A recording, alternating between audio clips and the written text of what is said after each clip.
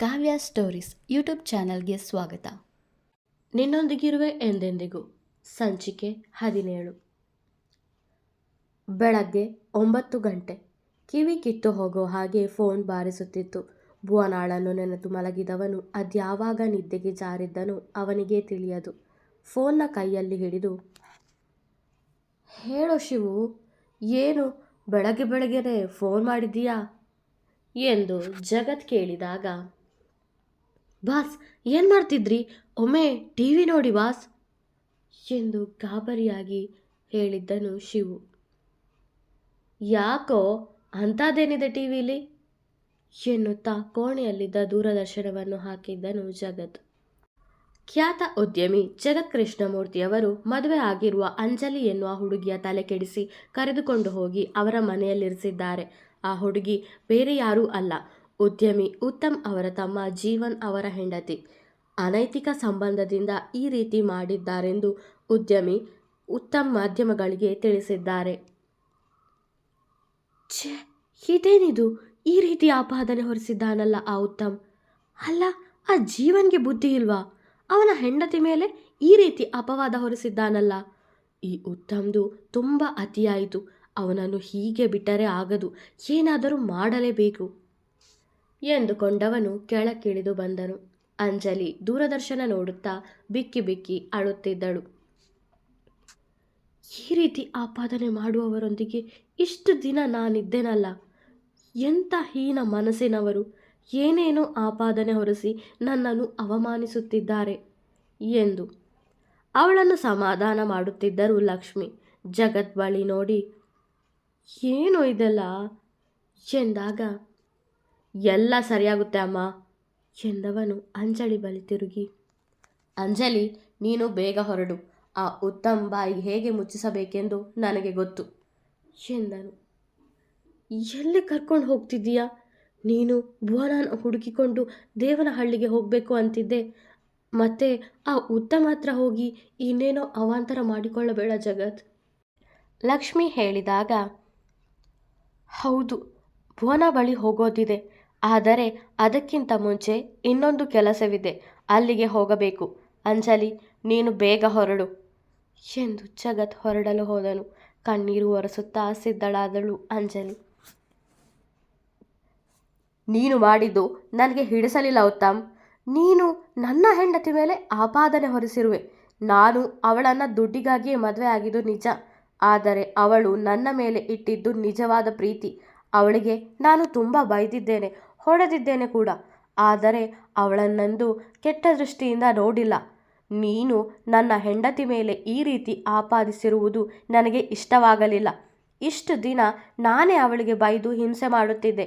ಆದರೆ ಇಂದು ನಿನ್ನಿಂದ ಅವಳಿಗೆ ಇನ್ನೂ ಹಿಂಸೆ ಆಗುವಂತೆ ಆಯಿತು. ಅವಳು ನನ್ನ ಬಗ್ಗೆ ಏನಂದುಕೊಳ್ಳುತ್ತಾಳೋ ಏನೋ. ಎಲ್ಲ ನನ್ನದೇ ತಪ್ಪು. ನಾನೇ ಅವಳನ್ನು ಸರಿಯಾದ ರೀತಿಯಲ್ಲಿ ನೋಡಿಕೊಳ್ಳಬೇಕಿತ್ತು. ಇವತ್ತು ನಿನ್ನಿಂದ ಅವಳು ಮರ್ಯಾದೆ ಕಳೆದುಕೊಳ್ಳುವ ಪರಿಸ್ಥಿತಿ ಬರುತ್ತಿರಲಿಲ್ಲ ಎಂದು ಕೋಪದಿಂದ ನುಡಿದನು ಜೀವನ್.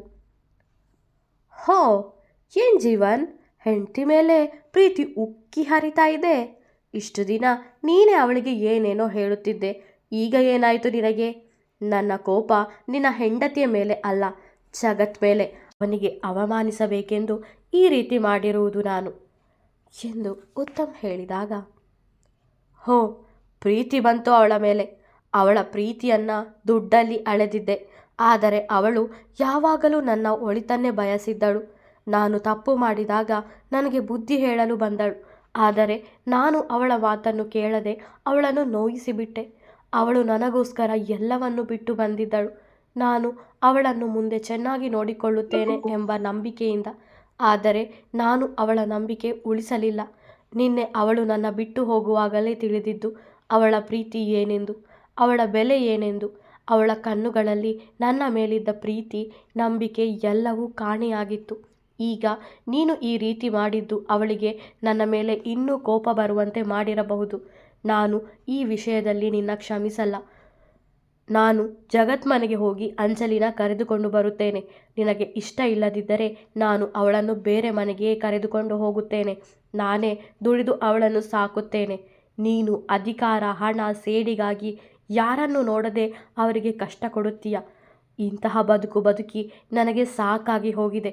ಇನ್ನು ಮುಂದೆ ನಾನು ನನ್ನ ಹೆಂಡತಿಯ ಜೊತೆಗೆ ಚೆನ್ನಾಗಿರಲು ಬಯಸುತ್ತೇನೆ ಎಂದು ಜೀವನ್ ಹೊರನಡೆಯಲು ಬಂದಾಗ ಜಗತ್ ಅಂಜಲಿ ಮನೆಯೊಳಗೆ ಬಂದಿದ್ದರು. ನನ್ನ ಮೇಲಿನ ಕೋಪಕ್ಕೆ ನೀನೇನು ಮಾಡಿದೆ ಉತ್ತಮ್? ನಿನಗೆ ಇವಳೇನು ಮಾಡಿದ್ದಳು? ಇವಳ ಮೇಲೆ ನಿನಗೇಕೆ ಇಂತಹ ಅಪವಾದ ಹೊರಿಸಿದೆ? ಅವಳ ಮೇಲೆ ಇಲ್ಲಸಲ್ಲದ ಅಪವಾದ ಹೊರಿಸೋಕೆ ನಿನಗೆ ಯಾರು ಹಕ್ಕು ಕೊಟ್ಟಿದ್ದು? ಅಲ್ಲ ಜೀವನ್, ಅವನಿಗೇನೋ ಬುದ್ಧಿ ಇಲ್ಲ, ನಿನಗೂ ತಿಳಿಯುವುದಿಲ್ಲವೇ? ನಿನ್ನ ನಂಬಿ ಬಂದವಳ ಮೇಲೆ ಈ ರೀತಿ ಅಪವಾದ ಮಾಡಲು ನಿನಗೆ ಮನಸ್ಸಾದರೂ ಹೇಗೆ ಬಂತು? ನಿಮಗೆ ಅಂದು ಏನು ಪ್ರಯೋಜನ? ಮಕ್ಕಳು ತಪ್ಪು ದಾರಿ ತಿಳಿಯುತ್ತಿದ್ದಾರೆಂದಾಗ ತಾಯಿ ಅವರನ್ನು ಸರಿದಾರಿಗೆ ತರುವ ಪ್ರಯತ್ನ ಪಡಬೇಕು, ಅದನ್ನು ಬಿಟ್ಟು ಅವರಿಗೆ ಪ್ರೋತ್ಸಾಹಿಸುವುದಲ್ಲ ಎಂದು ಜಗತ್ ಹೇಳಿದಾಗ ನಾಗವೇಣಿ ಹಾಗೂ ಜೀವನ್ ತಲೆ ತಗ್ಗಿಸಿ ನಿಂತಿದ್ದರು. ಬಿಡಿ ಜಗತ್, ನೀವು ಏನೇ ಹೇಳಿದರೂ ಅದು ಇವರಿಗೆ ಅರ್ಥವಾಗೋದಿಲ್ಲ.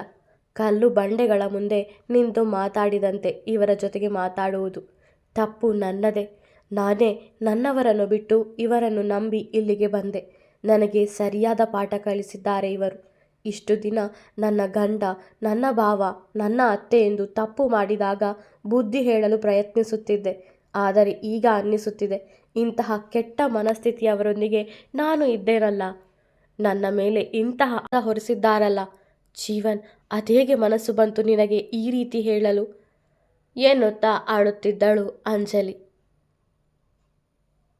ಉತ್ತಮ್, ನಿನಗೂ ಅಕ್ಕ ತಂಗಿಯರಿದ್ದು ಅವರಿಗೂ ಯಾರಾದರೂ ಈ ರೀತಿ ಹೇಳಿದ್ದರೆ ಸುಮ್ಮನಿರುತ್ತಿದ್ದೀಯಾ? ಬೇರೆಯವರ ಮನೆ ಹೆಣ್ಣು ಮಕ್ಕಳಿಗೆ ಈ ರೀತಿ ಹೇಳುವುದು ತಪ್ಪೆಂದು ನಿನಗೆ ಗೊತ್ತಿಲ್ವಾ? ನಿನಗೆ ಕೋಪ ಇದ್ದದ್ದು ನನ್ನ ಮೇಲೆ. ನನಗೆ ಏನೇ ಹೇಳಿದ್ದರೂ ಸುಮ್ಮನಿರುತ್ತಿದ್ದೆ. ಆದರೆ ನಿನಗೆ ಬೇಕಾಗಿರುವುದು ಬರೀ ಅಧಿಕಾರ, ಹಣ ಅಷ್ಟೇ ತಾನೆ? ತಗೋ ಈ ಬ್ಲ್ಯಾಂಕ್ ಚೆಕ್, ನಿನಗೆ ಎಷ್ಟು ಬೇಕಾದರೂ ಬರೆದುಕೋ. ಆದರೆ ಮತ್ತೆ ನನ್ನ ಹಾಗೂ ನನ್ನವರ ತಂಟೆಗೆ ಬರಬೇಡ. ಬಂದರೆ ನಾನು ಸುಮ್ಮನಿರುವುದೂ ಇಲ್ಲ. ನನಗೆ ಗೊತ್ತು, ಹೀಗೆಲ್ಲ ಸುದ್ದಿ ಹಬ್ಬಿಸಿದರೆ ನಾನು ನಿನ್ನ ಮುಂದೆ ತಲೆ ತಗ್ಗಿಸಿ ಅಂಜಲಿಯನ್ನು ಇಲ್ಲಿ ಬಿಟ್ಟು ಹೋಗುತ್ತೇನೆಂದು ಅಂದುಕೊಂಡಿರುವೆ ಅಲ್ಲ? ಖಂಡಿತ ಆ ಕೆಲಸ ಮಾತ್ರ ನಾನು ಮಾಡುವುದಿಲ್ಲ. ಈಗ ನನಗೆ ನಿನ್ನ ಜೊತೆಗೆ ಜಗಳವಾಡುವಷ್ಟು ಸಮಯವಿಲ್ಲ. ನಾನು ನನ್ನ ನಂಬಿದವರನ್ನು ಕಾಪಾಡಬೇಕಾಗಿದೆ ಎಂದು ಅಲ್ಲಿಂದ ಜಗತ್ ಹೊರಡಬೇಕಾದರೆ ಜೀವನ್ ಅಂಜಲಿ ಕಾಲಿಗೆ ಬಿದ್ದಿದ್ದ. ನನ್ನ ಕ್ಷಮಿಸು ಅಂಜಲಿ, ನಿನಗೆ ತುಂಬ ಅನ್ಯಾಯ ಮಾಡಿಬಿಟ್ಟೆ. ನಿನ್ನ ತುಂಬ ನೋಯಿಸಿಬಿಟ್ಟೆ. ನಿನ್ನ ಬೆಲೆ ಏನೆಂದು ಈಗ ನನಗೆ ಅರ್ಥವಾಗುತ್ತಿದೆ. ನಿನ್ನ ಮೇಲೆ ಅಪವಾದ ಹೊರಿಸಿದ್ದು ನಾನಲ್ಲ, ಅದು ಉತ್ತಮ್ನ ಕೆಲಸ. ಅದಕ್ಕಾಗಿ ನಾನು ಅವನಿಗೆ ಬೈದಿದ್ದೇನೆ. ಈಗ ನಡೆದಿರುವುದಕ್ಕೆ ನಾನೇ ಕಾರಣ. ನಾನೇ ನಿನ್ನ ಚೆನ್ನಾಗಿ ನೋಡಿಕೊಳ್ಳಬೇಕಿತ್ತು. ನನ್ನ ಕ್ಷಮಿಸು ಅಂಜಲಿ. ನೀನು ಒಪ್ಪುವುದಾದರೆ ನಾವಿಬ್ಬರು ಬೇರೆ ಮನೆಗೆ ಹೋಗಿ ಚೆನ್ನಾಗಿ ಬಾಳೋಣ. ನಾನು ನಿನ್ನನ್ನು ಚೆನ್ನಾಗಿಯೇ ನೋಡಿಕೊಳ್ಳುತ್ತೇನೆ. ದಯವಿಟ್ಟು ನನ್ನ ಬಿಟ್ಟು ಹೋಗಬೇಡ ಅಂಜಲಿ ಎಂದು ಜೀವನ್ ಹೇಳುತ್ತಿರಬೇಕಾದರೆ, ಒಂದು ಬಾರಿ ನಂಬಿ ಮೋಸ ಹೋಗಿದ್ದೇನೆ. ಮತ್ತೆ ಮತ್ತೆ ನಂಬಿ ಮೋಸ ಹೋಗಲು ನನ್ನಿಂದಾಗದು. ನಿನ್ನಿಂದ ನಾನಿಂದು ಅನಾಥಳಾಗಿ ಬದುಕುತ್ತಿದ್ದೇನೆ. ಈಗ ನಾನು ನನ್ನ ಮನೆಗೆ ವಾಪಸ್ಸು ಹೋದರೂ ನನ್ನ ಮತ್ತೆ ಆ ಮನೆಗೆ ಸೇರಿಸುತ್ತಾರೆಂಬ ನಂಬಿಕೆ ನನಗಿಲ್ಲ. ನಿನ್ನಿಂದ ಅನುಭವಿಸಿದ್ದು ಸಾಕಾಗಿದೆ. ಮತ್ತೆ ಮೋಸ ಹೋಗಲು ಸಾಧ್ಯವೇ ಇಲ್ಲ ಅಳುತ್ತಾ ಅಂಜಲಿ ಹೇಳಿದಾಗ, ಇಲ್ಲ ಅಂಜಲಿ, ನಿನ್ನ ಕಣ್ಣಿಂದ ಒಂದು ಹನಿ ಕಣ್ಣೀರು ಬಾರದಂತೆ ನೋಡಿಕೊಳ್ಳುತ್ತೇನೆ. ಮತ್ತೆ ಎಂದು ನೀ ನನ್ನ ಬಿಟ್ಟು ಹೋಗಲು ಕನಸು ಮನಸ್ಸಿನಲ್ಲಿಯೂ ಯೋಚಿಸಬಾರದು. ಹಾಗೆ ನೋಡಿಕೊಳ್ಳುತ್ತೇನೆ.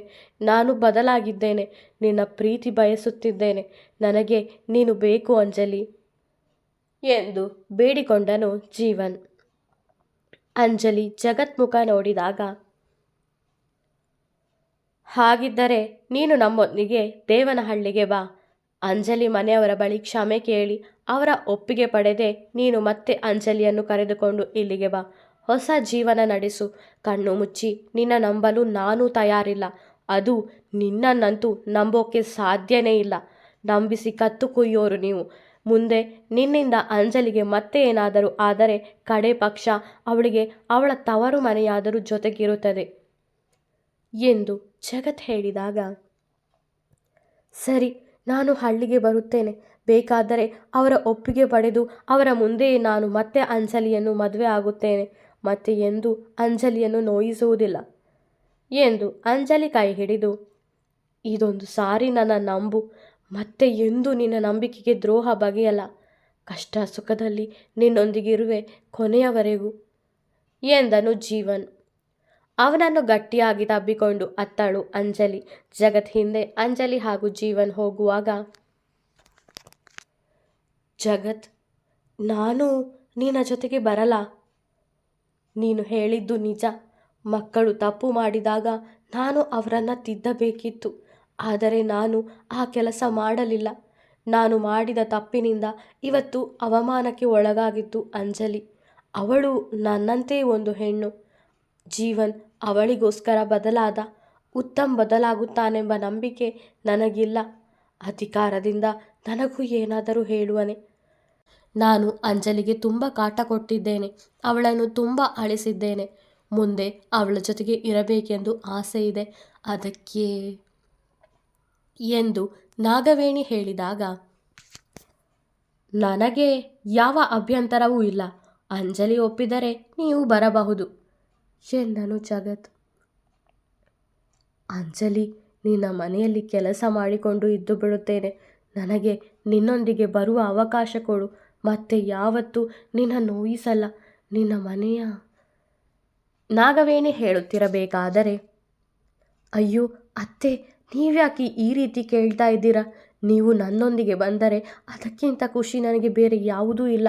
ನೀವು ನನ್ನ ಜೊತೆಗಿರಬಹುದು ಎನ್ನುತ್ತಾ ಅವರ ಕಣ್ಣೀರು ಒರೆಸಿ, ಬನ್ನಿ ಎಂದು ಅವರ ಹೆಗಲಿಗೆ ಕೈ ಹಾಕಿ ಜೀವನ್ ಜೊತೆಗೆ ಮುಂದೆ ನಡೆದಳು ಅಂಜಲಿ. ಅವರು ಮುಂದೆ ಹೋಗುತ್ತಿರುವುದನ್ನೇ ನೋಡುತ್ತಿದ್ದ ಜಗತ್ ಉತ್ತಮ್ ಕಡೆ ತಿರುಗಿ,